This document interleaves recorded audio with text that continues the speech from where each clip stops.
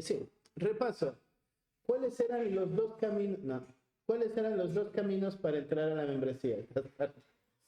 Si lo digo ahora que se empezó a grabar. ¿Cuáles son los dos caminos para entrar a la membresía? ¿Se acuerdan? Miembro, miembro local, adherente. Sí. ¿Cuál era el miembro local? Nací acá espiritualmente, Fue discipulado en la iglesia local. Fue alcanzado y discipulado por la iglesia local. ¿Y el adherente? Viene de otra iglesia. Ahí está. Tres tipos de miembros. Ya no puedes hablar sobre esto. Activo, pasivo y miembros en disciplina. Muy bien. ¿Cuál era la diferencia entre un miembro pasivo y un miembro en disciplina?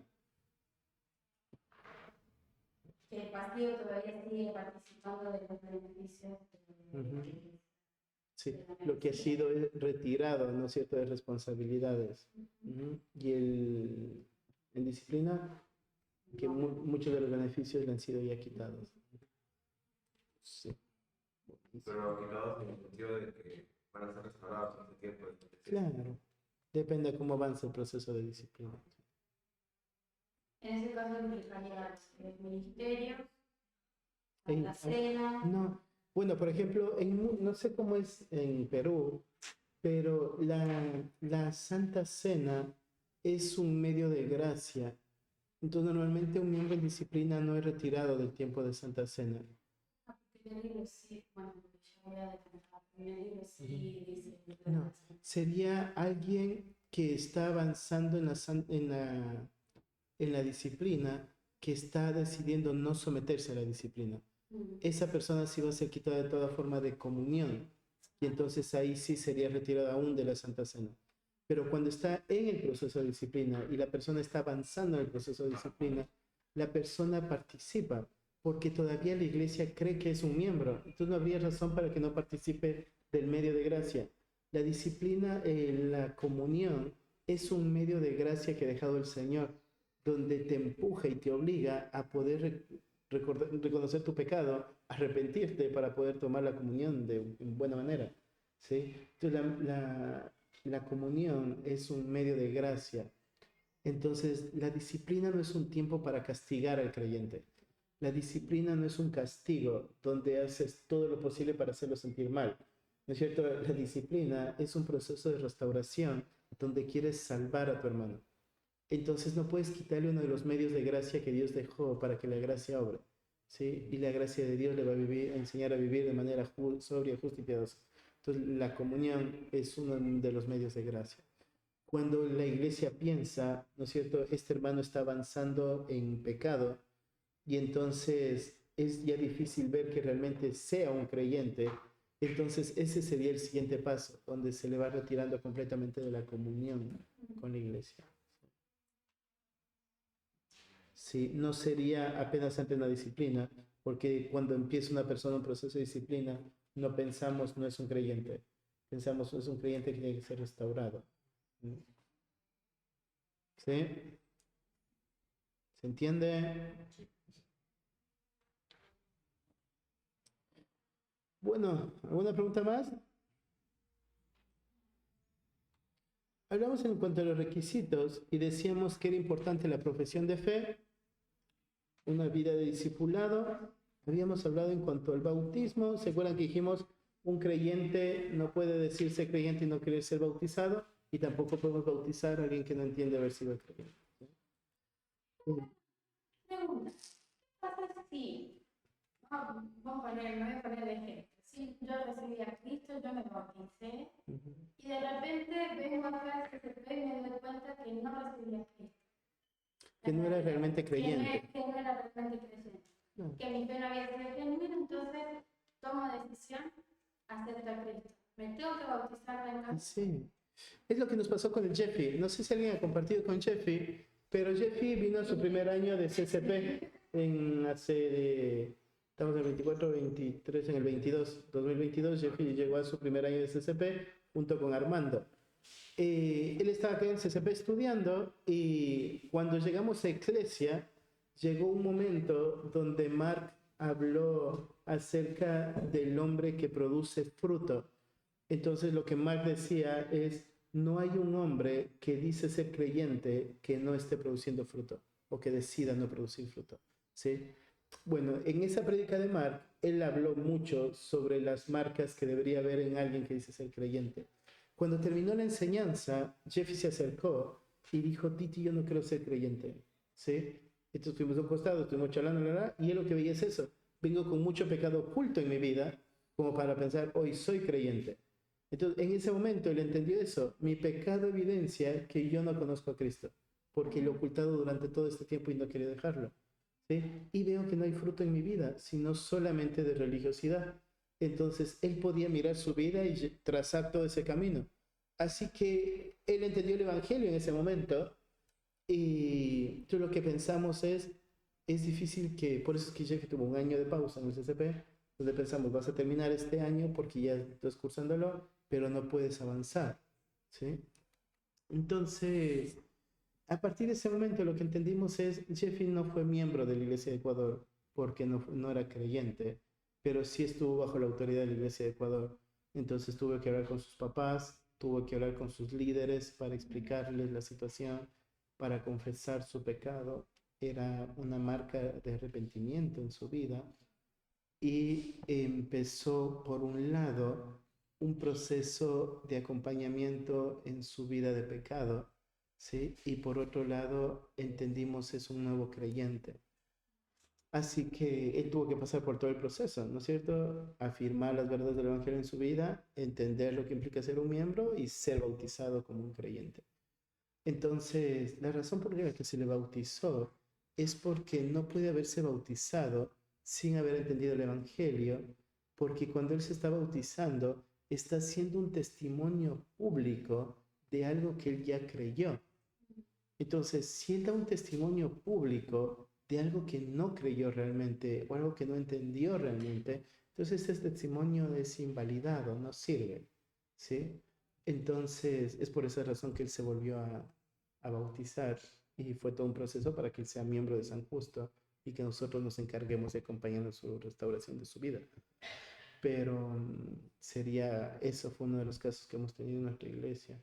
Ángel y Zulma, en cambio, ellos se bautizaron en una iglesia que nosotros no consideraríamos iglesia porque no predica las realidades del Evangelio y ellos no habían entendido tampoco el Evangelio. Así que cuando ellos se bautizaron acá, parte de su testimonio fue reconocer eso, ¿no es cierto? Veníamos por muchas iglesias buscando una vida de religión, ¿sí? Y hasta que logramos entender el Evangelio.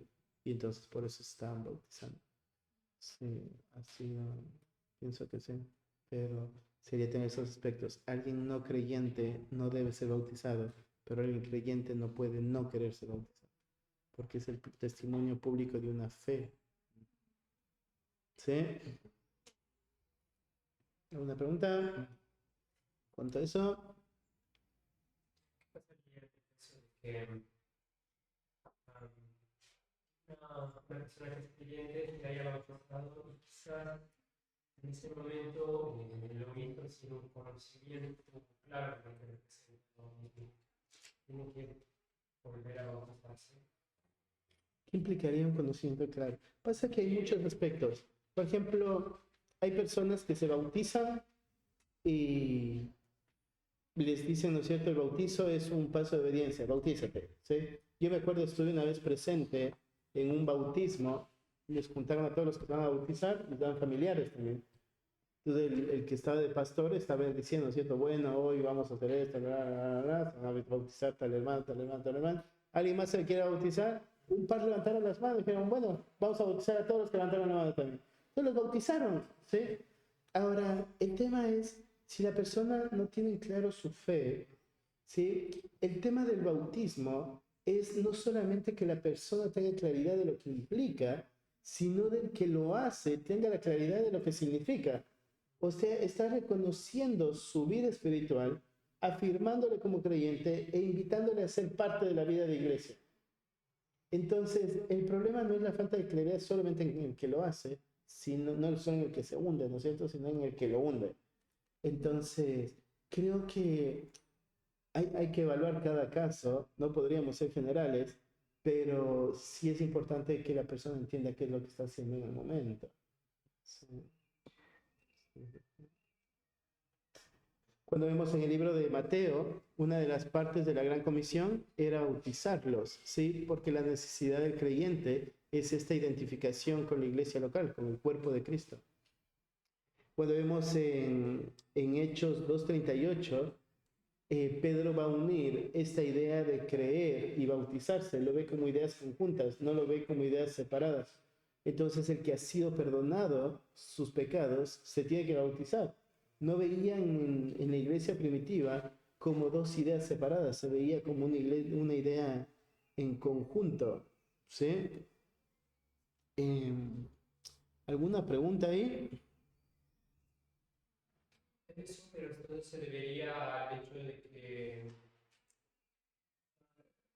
es decir, es que nosotros compartimos el Evangelio a una persona de manera clara, en el hecho de poder evangelizarle también implicaría que ahora, cuando quiere vivir en obediencia, tiene que bautizarse.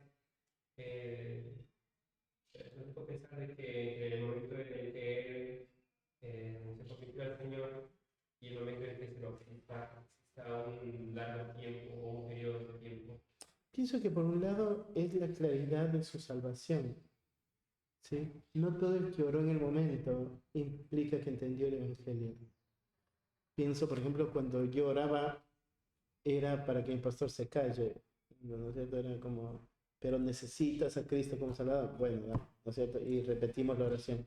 Repetí los 3 meses de consejería, los 3 meses oré, ¿sí? Que el Señor me salve. Pero nunca fue porque creí el Evangelio.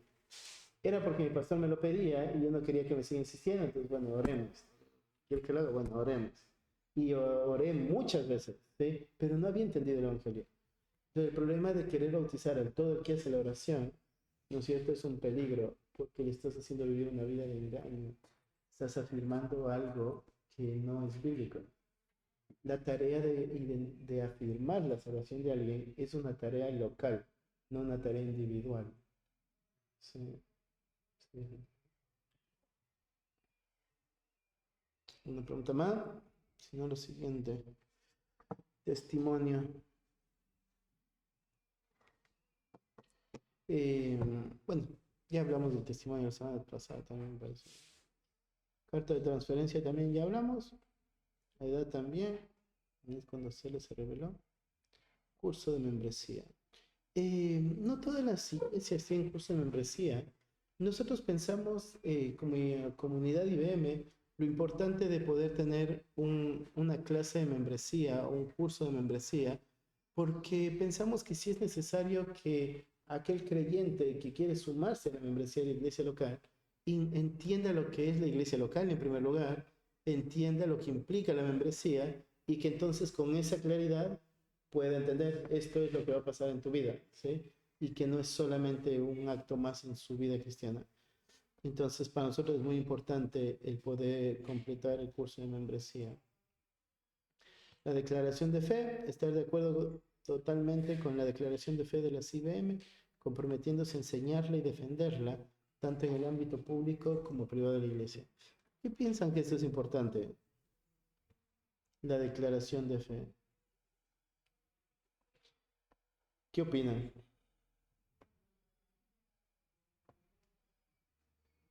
¿Por qué es importante la declaración de fe?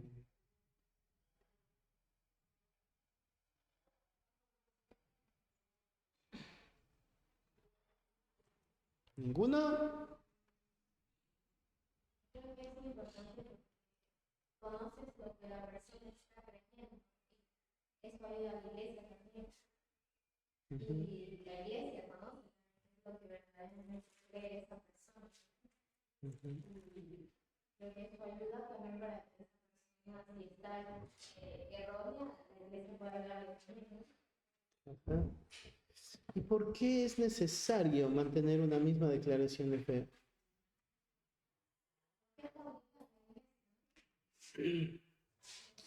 la vida de unidad es muy importante, ¿sí?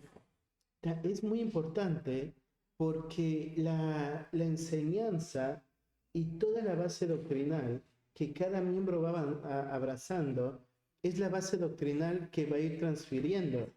Entonces yo lo que tengo que estar seguro es que cuando cuando Lucas, por ejemplo, discipula a Luchi, está enseñando lo que como iglesia creemos y no lo que como Lucas cree. ¿Sí? La unidad de la fe es muy importante porque se debe guardar la unidad doctrinal dentro de la iglesia local. Se debe guardar a tal punto de entender lo que está predicando el pastor, lo creemos todos. Y como lo creemos todos, los transmitimos todos. Entonces, es muy importante la declaración de fe. Esta semana hablaba con alguien de Ecuador que está teniendo un problema con un hombre de su iglesia. Hace un tiempo, 2 años atrás, ellos están enseñando el libro de Efesios. Y entonces, cuando arrancó el libro de Efesios a enseñar, tuvieron que hablar acerca de la elección. Efesios capítulo 1, ¿no es cierto? Escogidos para ser santos y sin mancha delante de Él, para avanzar el eso. Entonces, cuando él predicó este pasaje, este hombre había ido a hablar con el pastor que enseñó y le dijo que está enseñando algo errado, que la denominación de la que pertenece esta iglesia no creen en la elección de la manera en la que él está enseñando, ¿sí? Entonces dijo, estás enseñando una herejía. Entonces lo que dijo este pastor es, decime qué dice la escritura, ¿no es cierto? Vos explícame la escritura, como vos lo crees, y si es eso lo que la escritura dice, yo lo creo. Supuestamente se resolvió hace 2 años atrás. Ahora se volvió a tocar el tema y entonces este hombre justo vinieron a unas conferencias y habló con uno de los pastores de la conferencia. El consejo de este pastor fue, tienes que dejar esa iglesia, ¿sí? Si el pastor está enseñando herejías, tienes que huir de la herejía. Entonces abandona esa iglesia.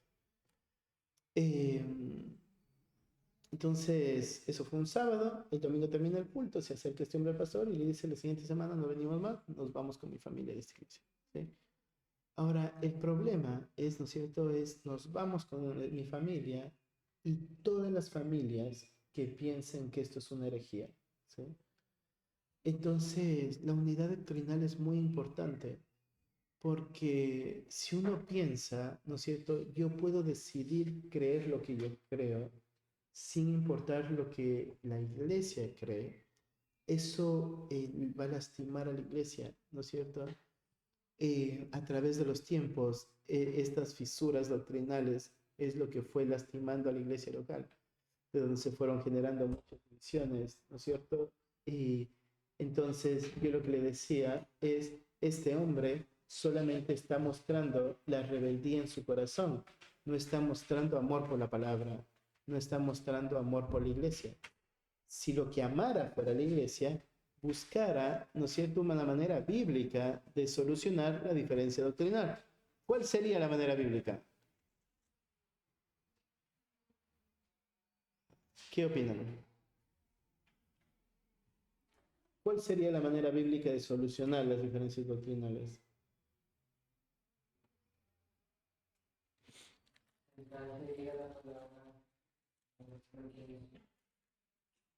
Sí. Mostrarme qué es lo que vos entiendes, te muestro qué es lo que entiendo y que la palabra sea exaltada. Qué es lo que la palabra dice, no qué es lo que yo digo. ¿Sí? Eso mostraría realmente me importa la palabra y por eso me preocupa que lo que tú dices sea una herejía. ¿Sí? Entonces, la forma en cómo está actuando el hombre no es buena, ¿no es cierto? Está evidenciando que es rebelde ante la autoridad que ha puesto Dios y ante la palabra, al no querer estudiar la palabra para poder aclarar la postura.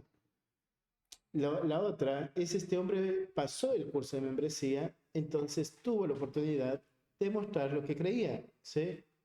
Entonces, de haber entendido la membresía es que él debe entender, no es así de fácil decidir, hoy no me gusta, mañana me voy, ¿sí? Entonces, la declaración de fe toma mucho valor en ese sentido. Cuando vos estás dando influencia a un hombre, como este hombre, ¿no es cierto? Estaba en un proceso, es como un titi dentro del cuerpo de ancianos. No es anciano, pero se reúne con los ancianos. Y entonces empezó a tener más influencia en la iglesia local y ahora desde ese lugar de influencia, dice, ¿no es cierto?, el pastor está predicando herejías. Eh, es ahí donde vos piensas, ¿no es cierto?, por qué hay que prestarle atención a la unidad de fe. Lo que me llama la atención de toda esta situación es que el pastor insistía, no es una doctrina esencial, no tendrías que irte por eso, ¿sí? Entonces, aún el pastor no estaba velando porque la palabra tome el lugar de autoridad, sino que el pastor estaba velando porque la persona no se vaya por toda la gente que se iba a ir con él, ¿sí? Entonces, la respuesta de él era, no te puedes ir por eso, no es una doctrina fundamental, ¿sí? No es una doctrina por la cual tengamos que pelear. Entonces, ahí te das cuenta el problema de toda la situación, ¿sí? Al pastor no le importa la unidad doctrinal y al hombre este tampoco le importa la unidad doctrinal.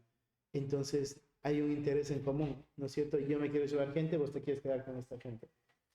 La razón por la cual la declaración de fe es importante es esa. Debe haber unidad de fe, donde Mati y Eduardo pueden estar tranquilos de que los hombres que estamos discipulando estamos enseñando lo que ellos enseñarían, ¿sí? Y que no se está causando, ¿no es cierto?, esas fisuras dentro de la iglesia, enseñando cosas diferentes, ¿sí? Bueno, principios de conducta. Y estos los principios de conducta también acá en la iglesia San Justo hemos tenido situaciones en cuanto al recasamiento, el divorcio y el recasamiento. De la misma manera, un hombre se quería ir porque no estaba de acuerdo. Una mujer, cada vez que venía a iglesia, venía Mark, la pregunta, cuando hacemos siempre preguntas y respuestas como iglesia, era acerca del recasamiento. Y con uno se logró lidiar, la otra mujer se terminó yendo. Y cuando vos pensás en su argumento, cuando se iba, decía, yo estoy cansada, ¿no es cierto?, de criar a mi hija sola y no puedo casarme con nadie porque ustedes creen que no me debo casar. Entonces, vos te das cuenta, la razón por la que sale no es una motivación espiritual, ¿no es cierto? Entonces los principios de conducta son importantes, donde vos piensas, no solamente en la iglesia creemos lo mismo, sino que hay muchas prácticas en que la iglesia vamos a hacer lo mismo.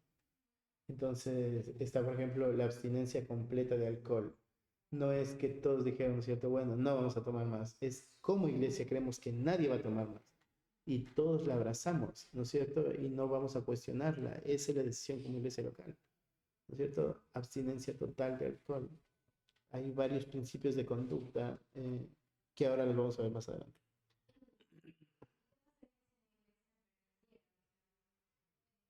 ¿Que tomen alcohol?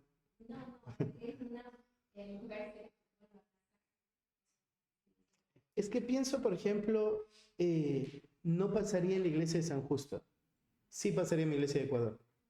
Por ejemplo, yo estaba en Ecuador, está la iglesia madre, ¿sí?, que es la iglesia de donde yo vine, y estaba la misión, que es la iglesia donde yo estaba sirviendo. Ahora, yo entiendo bíblicamente de que no se puede dar el recasamiento, ¿sí? Y entonces llegó un hombre un domingo a mi iglesia, no llegó un domingo, él venía de otra iglesia, una iglesia que yo no consideraba iglesia, porque era Asambleas de Dios, era pentecostal. Entonces pidió un día para charlar, empezamos un proceso de consejería en el cual veníamos a aclarar el evangelio y todo. Un domingo vino a la iglesia, 2 domingos después estamos levantando la puerta de la iglesia, viene una mujer a la iglesia con su nena, ¿sí? 2 hijas con sus 2 hijas. Esta mujer dice, ¿no es cierto?, vine buscando iglesia, y llegué acá, supuestamente, ¿sí? Entonces yo le decía, es imposible, en el camino de donde ella vive a donde yo estaba, o sea, solo en el pueblito donde yo estoy, es un pueblito chiquitito, y hay 12 iglesias, ¿sí? Porque es muy estratégico para todas las provincias de alrededor. Entonces se establecen ahí y van para todo lado, que es lo que nosotros hicimos. Pero de donde yo estaba a donde ella vino, iglesias de buena doctrina, no sé, habrá unas 5 o 6, ponele, ¿sí? Entonces sí me llamó la atención de por qué llegaste hasta acá, cómo llegaste hasta acá. Bueno, ella llegó. No sé, 2 domingos después, No, miento, ese mismo domingo veo que este hermano está sentado y ella viene y se sienta al lado. Me llama la atención, no, no, no. Terminó el culto y entonces ella se acerca y me dice, yo no sabía que él venía acá, pero él es el papá de mi hija. ¿Sí? Entonces, yo venía tratando con él porque él había sido líder de alabanza en su iglesia, ¿sí? Fue puesto en disciplina, lo sacaron, él estaba viviendo una vida apartada. En ese tiempo resulta que la disciplina fue porque cayó con esta mujer. Y bueno, yo no tenía nombres, no tenía nada en todo el proceso, hasta que apareció esta mujer. Esta mujer me insistía, yo quiero que nos case, ¿sí? Él decía, yo no me quiero casar. Entonces, bueno, fue todo un lío hasta que un día se sentaron los dos y dijo, bueno, él está mintiéndole porque él a mí me dice que se quiere casar, pero usted le dice que no se quiere casar. Así que estábamos todos los tres, ella con la cartera en la mano, él sentado al lado. Y dijo eso, ¿no es cierto? Él dice, sí, en realidad yo sí, yo paso toda la semana con ella, ¿no es cierto? No dormían juntos, pero él cocinaba mientras ella trabajaba, él le cuidaba a los hijos, le retiraba de la escuela, le llevaba, etc. Le dejaba, ella llegaba y él se iba en teoría. La cuestión es que dice, sí, yo todo este tiempo le vengo diciendo a ella que sería bueno que nos casemos. Ella ya era casada, sí, cuando cayó en adulterio con él, su esposo lo dejó, ella se divorció y entonces ahora ella esperaba que lo case. Entonces mi postura fue, no te puedo casar. ¿Cierto? Y le expliqué las escrituras porque no la podía casar. Y entonces lo que hizo fue ir al pastor de la iglesia central, sería de la iglesia principal, y ellos no tienen problema con eso. ¿Sí? Hay muchos que están en el liderazgo de nuestra iglesia local que han sido divorciados y se han vuelto a casar. Entonces, ¿no es cierto? Siguiente punto, me llaman a mí, yo no estoy de acuerdo, les expliqué en la escritura porque no estoy de acuerdo. Y entonces lo que hizo fue, bueno, se mudaron a la iglesia y ahora se casan, pero en la iglesia madre, ¿no es cierto? En la iglesia que sí les quiso casar. Entonces, lo que pienso es, los principios de conducta son importantes, ¿sí? Los principios de conducta son necesarios porque no solamente son cómo debes conducirte, sino que implica una vida en común, es lo que guarda toda la conducta de la iglesia. Entonces, no se pueden quebrar principios de conducta por hacer excepciones puntuales, ¿sí? Entonces, hay momentos donde va a pasar eso, donde las personas van a decidir irse donde les conviene en lugar de abrazar la verdad.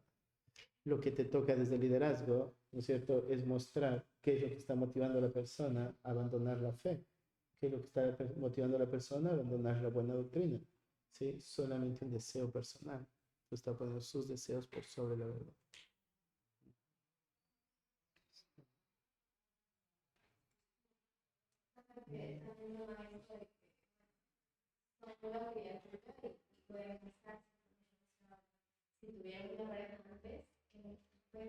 Están ahora con una nueva pareja. Antes de Cristo. No, es que ahí sí se pueden casar. Sí. Porque es como llegaron a Cristo. Así llegaron a Cristo. Sí, sí, sí. No importa cómo terminaste tu... Es que, por ejemplo, Santi y Evelyn, ¿sí? Santi es divorciado y él estaba viviendo con Evelyn y su trámite de divorcio terminó ahora este año. Todo ese tiempo que estuvieron juntos, el trámite de divorcio duró una eternidad, ¿sí? Desde que él llegó a la iglesia, él ya había arrancado hace rato el trámite de divorcio y tardó muchísimo por diferentes papeles. Entonces, ellos no se podían casar porque él seguía en su trámite de divorcio, ¿sí? Entonces, pero ellos llegaron a Cristo juntos. Entonces, esa es la forma en la que llegaron. Entonces, no podrían, ¿no es cierto?, decir, bueno, ahora tienen que separarse porque vos eres divorciado. Porque todo eso fue antes del Señor. Ellos conocieron en esta forma al Señor. Lo que dice Corintios 7, ¿sí? ¿Cómo llegaste al Señor? Sí. ¿Sí? ¿Alguna pregunta?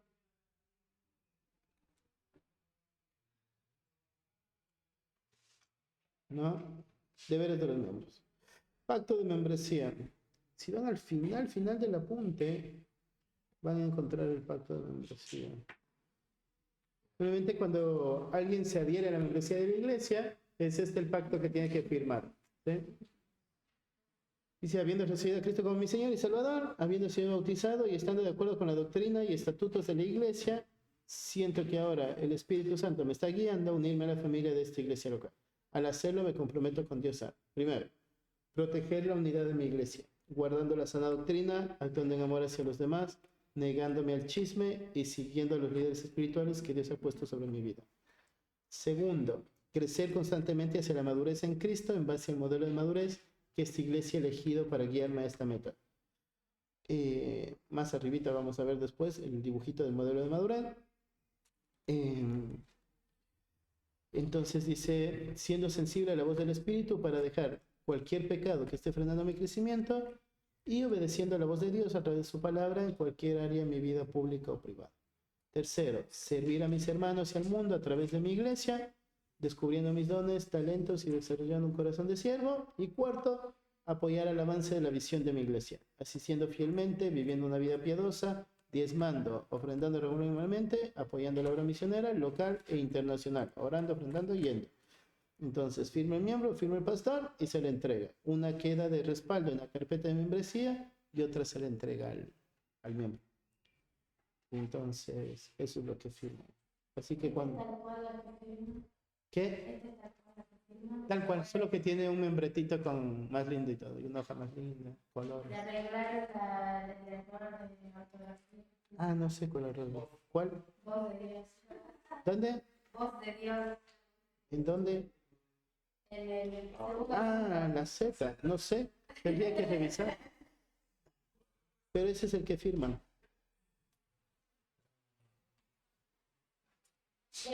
Bueno, es gracioso el primer punto donde está llegando al chisme. Porque el chisme rompe la iglesia. Es lo que destruye la iglesia local. Pasó un caso hace 2 años de una mujer que empezó a faltar a la iglesia y cuando nos juntamos a charlar, esta persona decía, es que yo hablé con tal persona y cree lo mismo de la iglesia. Y también hablé con tal persona y cree lo mismo de la iglesia. Entonces lo que pensábamos es, ¿no es cierto?, cuánto has lastimado a la iglesia, porque permitiste en tu corazón escuchar cosas malas de la iglesia en lugar de corregirlas. El chisme no solamente que destruye la unidad, sino que quita en tu vida la autoridad de la iglesia local, ¿sí? Porque cuando empiezas en tu corazón a afectar la imagen de la iglesia local en tu vida, entonces la iglesia local pierde autoridad. Es la razón por la cual el chisme destruye tanto. ¿Sí? Deberes de los miembros.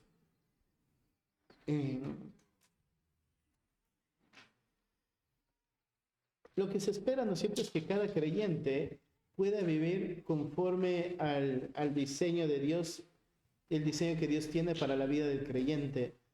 Lo que se espera, ¿no es cierto?, es que los hermanos vivan en una forma dedicada, donde se esfuerza en la sumisión al cuerpo, en la búsqueda de Dios, en guardar la unidad.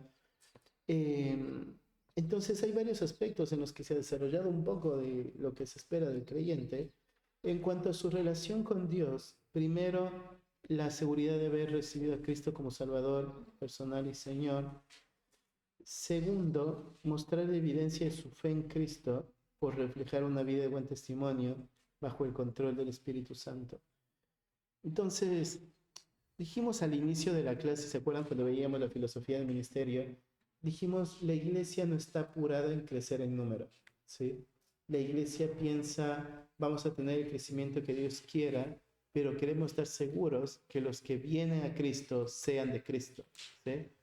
Y entonces estamos muy atentos a poder ver esto, empujar a vivir la vida cristiana y a mirar la vida de fe en sus vidas.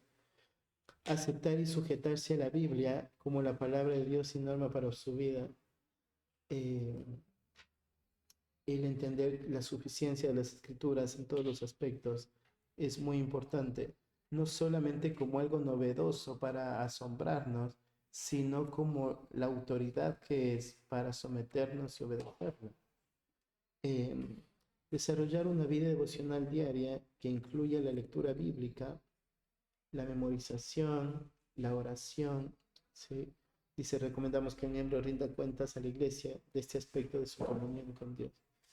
Me acuerdo que antes de arrancar el devocional que hacemos hoy, bueno, no el que hacemos hoy, sino la forma en cómo lo hacemos hoy, hubo como 1 año y medio de escuela dominical donde se dividió en 3 ciclos, que era oyendo expositivamente, estudiando expositivamente, enseñando expositivamente, que sí tardó 1 año y monedas porque fueron 3 ciclos de escuela dominical, pero apenas terminamos eso, lo siguiente fue vamos a arrancar el devocional expositivo, donde pensamos todos vamos a estudiar de la misma manera, vamos a abrazar la verdad de la misma manera y vamos a estirarnos en entenderla de la misma manera.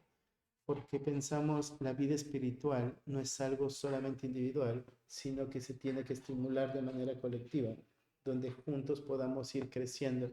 Entonces cuando pensás, ¿no es cierto?, ¿por qué debo mantener mi vida devocional? No es solo por un aspecto personal, porque lo que te da crecimiento es la interacción de cuerpo, pero necesitas vos, por amor a tus hermanos, amar a Dios y guardar sus mandamientos. Cuando ves la carta de Juan dice eso, ¿no es cierto?, si amas a tus hermanos, amas a Dios y guardas los mandamientos. Es la forma en la que expresa el amor a la iglesia local, obedeciendo a Dios y amando a Dios. ¿Sí? En cuanto a la relación con la iglesia, la asistencia a los servicios regulares, participación de la iglesia con regularidad y fidelidad. Es difícil pensar, ¿no es cierto? Amo a la iglesia, pero no quiero estar tanto con la iglesia. Cuando empieza a haber el conflicto, ¿no es cierto?, de ya es demasiado tiempo, son muchas actividades, todo el tiempo tenemos que estar ahí metidos, hay algo que está reflejando, ¿no es cierto? Y no es que te preocupa el tiempo familiar, no es que te preocupa, ¿no es cierto?, las otras actividades que tienes que hacer. Lo que está evidenciando es cuánto no amas a la iglesia local, que no quieres estar tanto tiempo con tu iglesia local, ¿sí? La regularidad es muy importante, la fidelidad es muy importante. Es difícil, ¿no es cierto?, pensar en hombres que influencien a otros hombres cuando son hombres irregulares e irresponsables con su vida personal. Entonces va a ser muy difícil encargar algo más. Buscar en todas las formas en las que sea posible cultivar las relaciones con el pueblo de Dios. Yo ayer hablaba con alguien y le decía, por un lado es, ¿qué haces con las relaciones que Dios te ha dado? Porque Dios en la iglesia local te da relaciones que son bastante naturales. Se vuelven naturales porque compartes agendas, se ven muy seguido, reunión casera, ministerio, diferentes actividades, que se vuelve ya muy natural verse, ¿no es cierto? Pero luego hay relaciones que no son tan naturales. Entonces lo que tienes que pensar, ¿no es cierto?, es ¿qué estoy haciendo hoy para profundizar en las relaciones que ya tengo? ¿Y qué estoy haciendo hoy para buscar relaciones que no he alcanzado? ¿Sí? Porque la vida de cuerpo es una interacción con todos. Entonces no puedo solamente abrazar con los que ya tengo una buena relación y afirmarme con ellos solamente, sino tengo que aprender, ¿no es cierto?, a cómo hago para poder llegar con los que no estoy llegando, cómo hago para poder conocer a los nuevos y conocer a los otros que todavía no he llegado a conocer. Cuando vos, ¿no es cierto?, te pones a revisar tu agendita, tienes que lograr mirar que estás trabajando en estos dos aspectos. Estás trabajando en conservar relaciones y en afirmar nuevas relaciones, ¿sí? Cuando no está sucediendo eso, por un lado hay que preguntarse por qué no lo estoy haciendo. ¿Qué es lo que me está motivando a mantenerme solamente con estas relaciones? ¿Y por qué no estoy siendo intencional en cuidar las otras? ¿Sí? Pero parte de tus deberes, los deberes del miembro en relación a la iglesia local, es poder crecer en la vida de relación con toda la iglesia, no solamente con los que muestras afinidad, sino con toda la iglesia local. ¿Sí? Tomando decisiones, dice, de viviendas, es una de las formas en las que cultiva la relación, que ya hablamos al inicio de la clase, participando socialmente de actividades que fomenten la amistad y el compañerismo. Hablaba ayer con alguien y decía, cuando hay un día de trabajo, anda y hacelo. Capaz que no trabajas, ¿no es cierto? Pero vas a cebar el mate, vas a hinchar la vida a otro, pero estás conociendo más personas y formando relaciones. El problema, ¿no es cierto?, es día de fútbol, yo no juego fútbol, yo no vengo, ¿sí? No sé, es día de jóvenes, yo no soy joven, yo no voy. Entonces, pienso es mirar qué momentos hoy están habiendo en los que podría aprovechar para formar relaciones, ¿sí? Y ser intencional en hacerlo. Tampoco es andar de metido en todo, dejando otras responsabilidades, ¿no es cierto? Ser responsable en todo. Dice, mostrando afecto al gozarme del bien de mis hermanos y dolerme de su dolor. Es lo que vinieron viendo en el librito. Dice, hay veces en los que no está en el poder de nuestra carne gozarnos con nuestro hermano. Sin embargo, el Señor nos manda esto. ¿Por qué piensan que a veces cuesta gozarse con el hermano? Ese principio, el tema de la envidia, puede ser un pecado. Envidia, sí. Él tiene lo que yo quiero, él no se merece tenerlo. Sí, sí, sí, sí. ¿Por qué más? El egoísmo, donde piensan, ¿cierto? Lo que yo tengo que hacer es importante, hay otros que pueden hacerlo. ¿Sí? Siempre pensar que hay alguien más que lo va a hacer, en lugar de pensar qué es lo que yo voy a hacer. Sí. ¿Por qué más piensan que nos cuesta dolernos con nuestro hermano?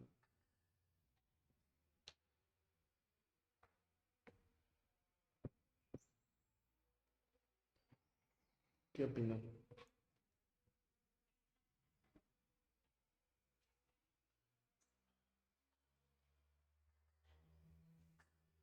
Por temor a los hombres. ¿En qué No sentido? saber que se acompañe a alguien en un lugar en un proceso de vida. Pero ¿y el gozarte? ¿Eh? El gozarse. Ah, y cosas. O sea, pienso tanto del doler como el gozarse, a veces es la indiferencia del hermano, ¿no? Porque, ¿cuánto me importa lo que le está pasando a mi hermano? Y cuando vos preguntas, ¿y cómo vas? La pregunta que tendrías que hacerte, ¿no es cierto? Es, ¿cuán dispuesto estás a que te pare y te cuente lo que estás haciendo? ¿Cuán interesado estás en que realmente te cuente cómo está? ¿Sí? O si solo es un formalismo que estás usando en el saludo. Si vos estás preguntando cómo está, debe haber la intención de escuchar, debe haber el deseo de escuchar y de ser parte en lo que vas a escuchar. ¿Sí? Si solamente preguntamos como formalismo para saludar, entonces hay algo que estamos habituando mal a la conciencia, ¿no es cierto?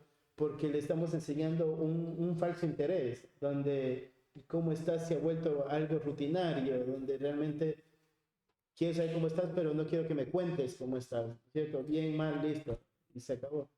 Si no es realmente mostrar un genuino interés. A veces no llegamos a gozarnos con los que se gozan o a llorar con los que lloran, porque no hay interés siquiera en saber qué están viviendo mis hermanos, ¿sí? Entonces, la falta de interés es uno de los aspectos feos de la vida del cuerpo, ¿no es cierto? Donde eh, hay alguien mal y todos pensamos alguien más puede hacerlo. O calmamos la conciencia pensando voy a orar por vos, ¿no es cierto? Y Juan nos dice que hay que orar, pero dice que hay que orar cuando no tienes cómo suplir la necesidad. Entonces, antes de pensar, ¿no es cierto? Se van diciendo, no sé, necesito tal cosa. ¿Sí? Bueno, voy a estar orando por eso. ¿Sí? Pero antes de decir voy a orar por eso, lo que tengo que pensar es qué voy a hacer para ser parte con eso. Y vos dices, no, realmente no puedo ser parte. Entonces sí, voy y oro al Señor. Señor, provee esto a mi hermano porque yo no puedo hacerlo. Ayuden esto a mi hermano porque yo no puedo hacerlo. Pero ni paramos, ¿no es cierto?, en ese pasito de pensar cómo puedo ser parte de lo que está pasando. ¿Sí? Es muy importante. El siguiente punto dice, uy, hay que terminar. Administrando las finanzas para bendecir a los que tienen necesidad. Y para esto va a haber tarea para la semana que viene. La buena administración personal del dinero es necesaria para poder saber si tienes para suplir la necesidad o si realmente no tienes para suplirla. El problema de una vida financiera desordenada es que no te permite ser claro en tu vida de avaricia, ¿sí? No te permite ser claro en tu vida de generosidad. Entonces, para la semana que viene, todos van a traer una hojita escrita a mano, un archivo, sus finanzas, el orden financiero, ¿sí? Cuánto entra, cuánto sale, en qué sale, ¿sí? La More dice, yo cómo lo hago. La More tiene dinero. Bueno, por ejemplo, la More, el otro, claro, viene vendiendo, vendiendo, vendiendo, vendiendo, vendiendo, Lo que hay que pensar, ¿no es cierto? ¿Cuán generoso está siendo more de lo que vende? ¿Sí? Entonces, para todos, ¿sí? Tarea para eso. Oramos. Cada semana terminamos más tarde. Como no está Eduardo, no nos viene a golpear las puertas.